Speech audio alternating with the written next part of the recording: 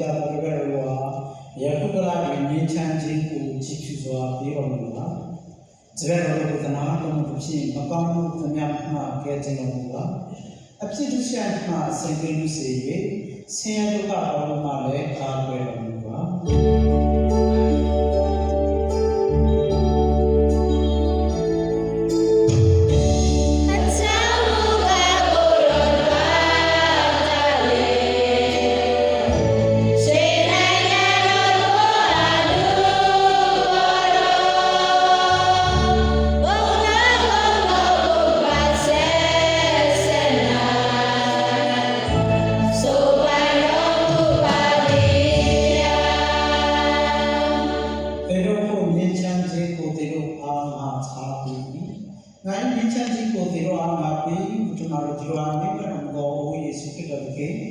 ဇေဘရဲ့ကြည့်သူဆက်များတော်မူထားတော်မူရဲ့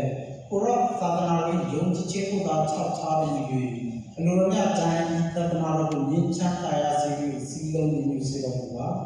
ကာလဆက်ဆက်တဲ့ရှင်စုဆောင်တော်ဘုရားရှင်ဖြစ်ရာ